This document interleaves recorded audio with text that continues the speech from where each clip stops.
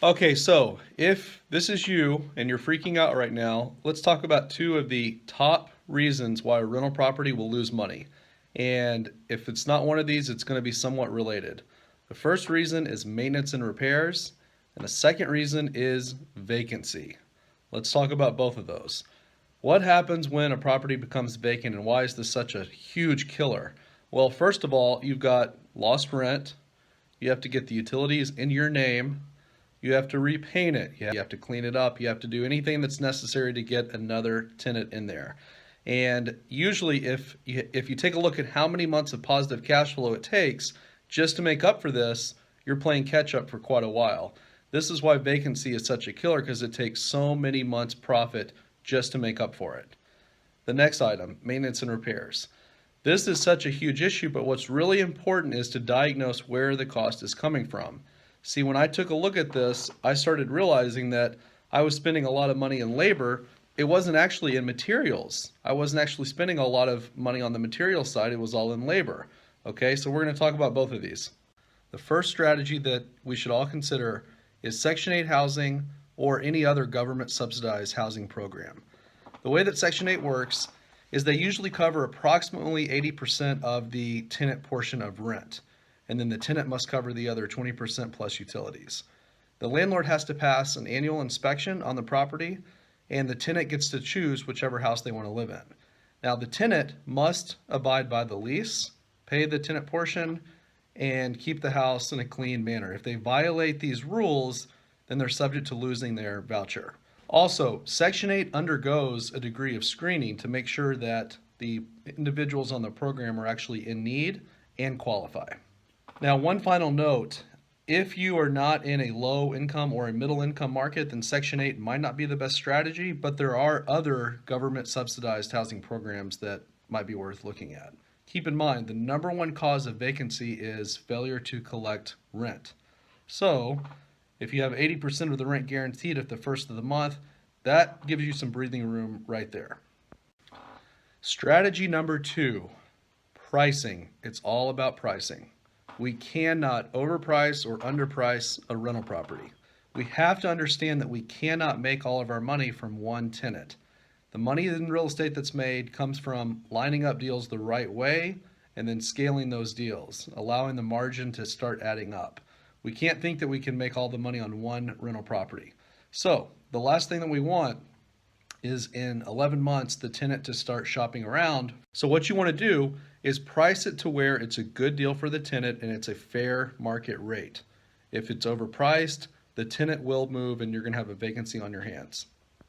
Now let's go to the other item, maintenance and repairs. This is very common and this is huge. You'll have a property that is paying, the tenant is happy with it, but there's constantly a repair bill every month. Now here's what's really important on this one.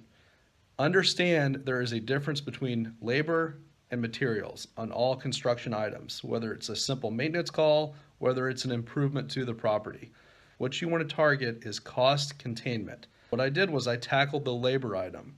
I shopped around on Craigslist, I shopped around in the newspaper for months, and I looked at a lot of different contractors, I interviewed a lot of contractors. We have a maintenance person that goes to the property for all service calls. We pay him a monthly stipend because we have enough properties to warrant that. And in return, he goes and fixes all the problems for $25 an hour.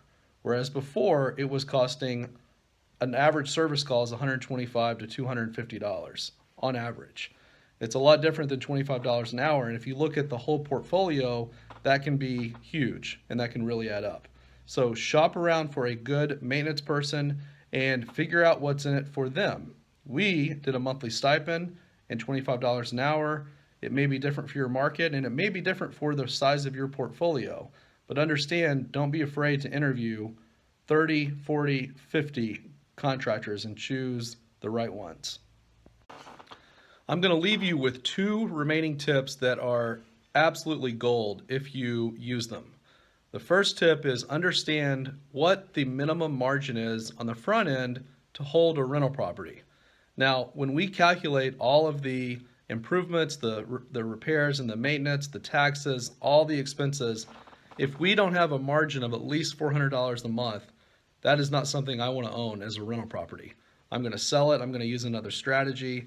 So it's important to do that projection on the front end. Don't even push it. If it's going to clear $350 a month or $325 a month, that might actually be better to do seller financing. It may be better to flip it and reinvest in the next one. So understand what it's worth on the front end, cash flow wise, and don't settle for the wrong number. Now here's the last tip. Earl Nightingale said that the amount of money we earn will always be in a direct ratio to the need for what we do, our ability to do it, and the difficulty there is in replacing us.